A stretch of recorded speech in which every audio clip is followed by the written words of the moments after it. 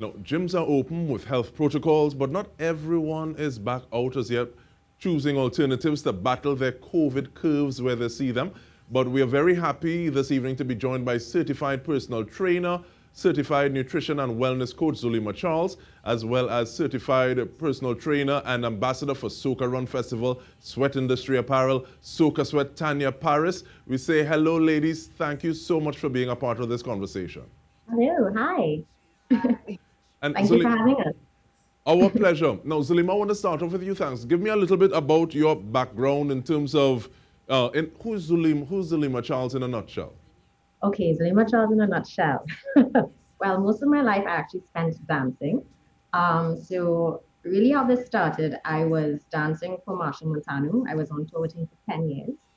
And of course, as you grow up in age, you know, the things you used to get away with in your 20s start catching up with you in your 30s. So I used to eat fairly badly on tour and get away with it. But then I realized you're eating the same thing, but it's not going away as fast as you would like it. So, you know, start to put on weight. And because our costumes were, you know, a bit on the shorter side, I decided it was time to head to the gym and get myself in order. And basically, my love for that just happened, but it just kind of grew. And I changed my entire lifestyle and I became a fitness coach, basically, because I loved it so much. I entered some bodybuilding competitions. I was actually national champion of Trinidad and Tobago. I won some competitions for Trinidad and Tobago as well in bodybuilding. And I kind of retired. And of course, COVID doesn't allow you to fly out and compete anymore. So I am here now just trying to help everybody else get fit and see to their fitness goals. All right, thank you That's so me in a much. nutshell. In a nutshell, and Tanya, we give you the Dance and opportunity to do that as well now. Sure. I've been a dancer my whole life, and just like Z, as I got older, I was more aware of body positivity. So I got into the fitness side, and I realized that what was out there was missing a little bit of community and love. So I went and I got certified, and now I own a fitness studio in Montreal, and I also give classes to people around the globe, including in Italy, Trinidad, the States, and Canada. And Tanya, one thing with you though, I see in your posts and in you just speaking just now, you mentioned the word community a lot. How important is it for the community to go forward for the individuals to be better for the experience? The community allows that sense of belonging, inclusivity, that family that they may not have in a day-to-day life, or just as a place to escape, you know, life, COVID, all the bad. They come and that community provides them that 1 hour of happiness, and it's so important for the mind to have that. So I push that tremendously. All right, and Zulema, I'll ask you, what has work been like during the pandemic? Because you say you've been helping, but how has that kind of shown its face? Zulema, you I'm there sorry, with who are me? you asking? Sorry. How has work been during the pandemic? Oh, for me, okay, so it was a little trial to transition from in person to online. So I used to physically go to my clients. Surprisingly for me, my older clients transitioned quite well. I think most of them had their children abroad, so they were used to FaceTiming and you know WhatsApp calling and stuff like that with their children or their family members. The younger ones, or people my age, they actually did not enjoy the online transition at all. I got a bit of resistance, so maybe the first month. But now I can safely say everyone is quite happy online. So right now, even if COVID, you know, when COVID dies down, I think a lot of them are actually going to maintain this online option. So it was rocky at first, the first month, and now everyone is smooth sailing right now. But how is it as a trainer though? Are there things that it would be easier for you to see in person, the way that this person is bending, making sure that your knee is not passing the tip of your toe when you're doing something like Yeah, a lunge or a squat? yeah. What are some of So those challenges or differences? luckily for me, most of my clients I've had maybe for a year or two. So they've been used to my training in person.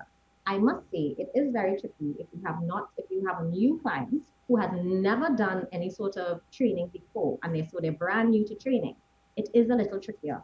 Of course it is better in person. So basically this is a lot of patience and a lot of breaking down, going through the movements very slowly to ensure that they have the form because I'm a form banter, right? Form before anything. So yes, I would say new, absolute new clients who have never done any sort of strength training before, a little challenge online. But if you're used to training, it falls in quite easily. Yeah, so just some instruction, you're fine. And I'll ask you the same question, Tanya. How are the protocols that come into play when you're talking about social distancing affecting the work that you do? And I should also say soca distancing, because I saw a video with a lot of footprints on the floor. So like, okay, you're supposed to be here, you're supposed to be there, and we're doing it like this. How has that affected you? Well, it's changed since that video. Actually, Montreal actually a red zone, so we're on complete lockdown. So no gyms are open, public gatherings are not allowed. So it's a little bit of a different situation. But when we were able to at least be outside, yeah, we really had to make sure that we kept our distance, which it worked. We made the best of it, but at the same time, people want to give that high five to each other. People want to give that hug to each other. So I think in that aspect, it's a little bit hard on the, it pulls on the heartstrings. But we're making the best of it, the best that we can. All right, and tell me about Soca Sweat. I don't know who wants to start it, and I'm not calling a name at this point in time, but who's going to take that bull by the horns and start inside this half? You go, Tam. I'll start it off. Okay. Okay. Yes, thanks, Tania. Okay, so Soca Sweat began because of community, as you've been seeing. Having a fitness studio really showed the power behind what community can do for an individual and multiple people. So with that power and combine that with the beauty and the power that soca music delivers, it just made sense to bring it together and kind of use the positivity in that and spread it across the globe. And now in a digital world where we can really go out and reach people everywhere. So that's kind of how it came together. Z and I have also known each other since 2017. We met back in Trinidad. We've been in contact ever since, and I feel that our energy together is just a perfect recipe for this new brand. Because that's one of the questions I wanted to ask, because even when you look at the flyer, you see a kind of yin and yang in terms of like the colors that are represented, the way that you all are, the poses that you all have. So bringing what you do to the table, how does that work in terms of like organizing clients virtually, even though you said people are a little more encouraged with working via virtual means and social means, doing that remotely. How was that set up, and how does this help your brand evolve, Tania and Zulema? All right. So we started Soca Sweat maybe towards the end of August, September. So by now people were used to, when I say used to, coming to terms with being locked down, coming to terms with it's either you do something at home or nothing at all, because the only time, this was the only platform available, training on Zoom with someone or being online. So by the time we came around, people were used to the idea of doing things online, yeah? So in terms of getting people to sign up, again, people were used to it by then. So Soca Sweat, what we wanted to do with Soca Sweat was basically, as Tania said, nothing brings together people like soca music and that kind of carnival atmosphere, yes? And so what we're trying to do is provide that online, yes? Basically, you want to have your strength training, your flexibility, your movements, your cardiovascular elements, as well as the idea that it's a carnival, it's fun, it's inclusive, no judgment zone. So you could really let loose and really get into the movements and foster this type of community, because we are all around the globe. Tan's in Montreal, I'm in Trinidad, we have clients from LA, throughout the Caribbean, London. And so we wanted to just get this whole community and diversity into this whole experience called Soca Sweat. All right, so we continue this conversation with Zulema Charles and Tania Paris. When we return, stay with us. We take a short break and come back.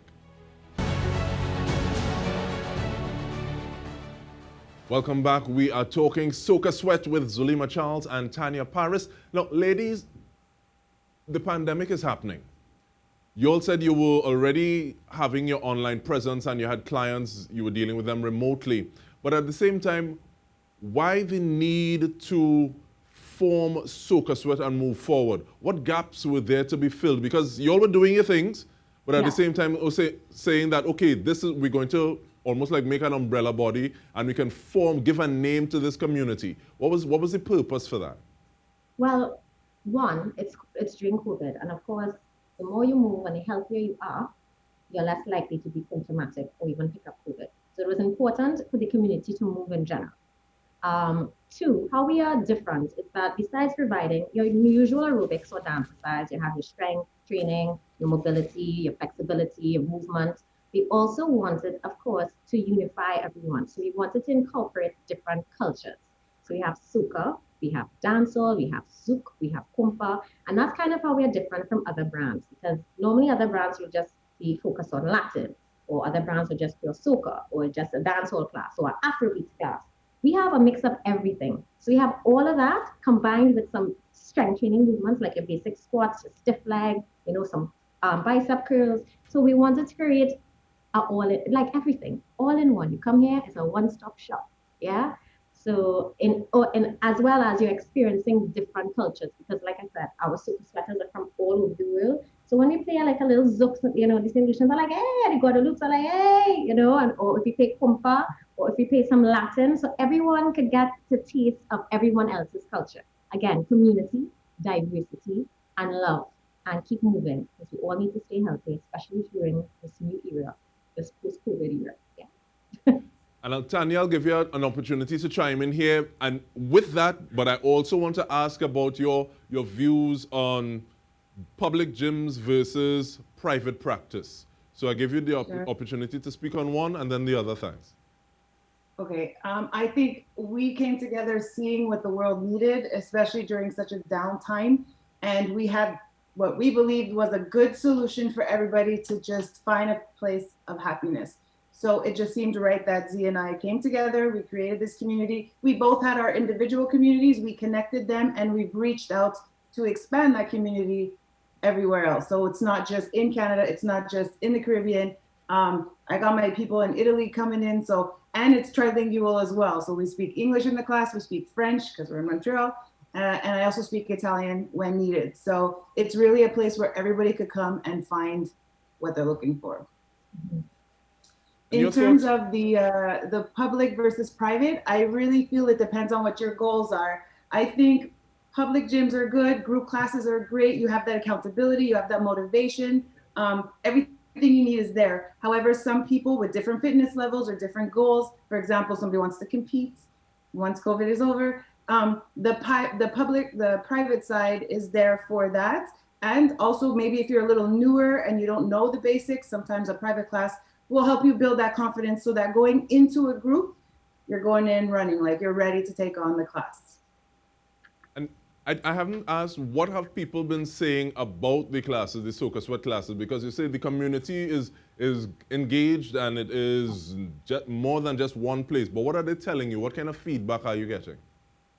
We collect feedback regularly, weekly, even daily. People love it. When we did our classes outside, we were over 100 people and it just kept growing till we hit max capacity.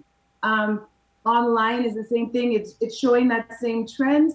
The people that are used to taking the classes live with me are now moving towards the digital because they see the value and they see the synergy between Z and myself. So I think they're liking it. And the feedback seems to show that we're doing something good to make the community smile. Z, what's your take on it? And how do you feel about what you're hearing from people, Zulema? I'm sorry, can you repeat that? What do you feel? What kind of feedback are you getting from people who interact with you, who engage, who take part in the Soca Sweat session? I mean, we have people interacting while we are actually doing Soca Sweat. So basically on our breaks, we have to give 1 minute break. People are typing, oh my gosh, I love the mix. Oh, I like that last routine. Or people are just pumping up everyone. Everyone, we just have 30 minutes left. Let's go. So even during the class, we have feedback, Also, there's the option to leave your cameras on. We do prefer you leave your cameras on so we can see and get feedback, see how, if you all are getting the moves or not. And, so when we have some people have their cameras on, you see, people are having a great time. They might give you some winks. They might give you a thumbs up. They might come and be like, hey, the camera, So, yeah, the feedback has been very positive. The feedback has been very, very positive. Very nice to hear. Now, drunk or sober, mind your business. What's the business side of this? How do people access? First of all, how do they contact you to become a part of it? And then, are there different packages? What's the logistics of Soca Sweat? All right. Well, you can log on to www.sokasweat.com. You can just click on the link there, find a class, and you find a class. You can pay via credit card. You can pay via PayPal. For those of you all in Trinidad and don't have PayPal or credit card, you can message me directly and we'll organize payment transfer. But basically, you really should go through the Soca Sweat website. Now, what kind of consistency are you rolling out content with? Is it like once a week? Are there different packages during the week? How does that go? All right, Tanya, would you like to take that? Tanya? There's a couple different options. So you have a pay-as-you-go option, which is $5 Canadian for everybody. Or you can buy a 6-class pack. So you pay $25. You basically get 1 class free. And if it's your first time, you actually get a free trial. So you can come in, risk-free, try out the class. And if you like it, then make a decision on how you want to proceed with us taking a Soca Sweat class. Yes, and if it's your first time, you can either message through the Soca Sweat website or message me personally or Tan on Facebook or Instagram through our handles. You can message Soca Sweat. You can also message TTT on Instagram or Facebook, or Tania Paris on Instagram and Facebook, and we'll sign you up for that free class. Now, we're talking about everything. Tanya, I see you have some merch there. Is that available to general people, and is also available for fellas versus ladies? Yes, the merchandise will be available within the week. It's going to be up on the site very shortly. However, it's not this. It'll be t-shirts for both men and for women, yes. As well as your rag. You can have your rag as well. And this is one of the things. Normally people talk about weights, resistance bands, but it seems as though a rag is an integral part of this experience. Absolutely. Absolutely. Yeah, every choreography is based around it and trying to use interesting ways of moving around with the rag in your hand. And we actually use it for your stretching to get a deeper stretch.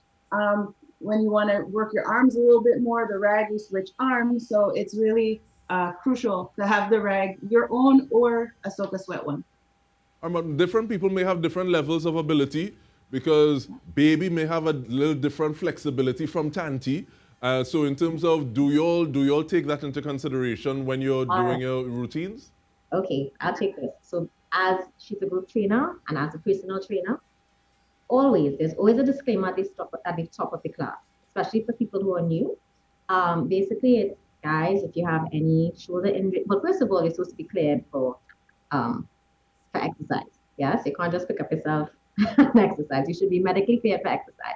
Second of all, if you're noticing any sort of injuries, we normally go through the entire body from ankle to shoulder. Yeah, ankle, knee, hip, lower back, upper back, neck, wrists, etc. We modify. Yeah, so make sure and tell people you can modify. If you see jumps and you know probably that's not in your best interest, do not jump. You know, if you're squatting, your knees are hurting, don't squat as low. So we always make sure and tell people at the top of the class that you can modify.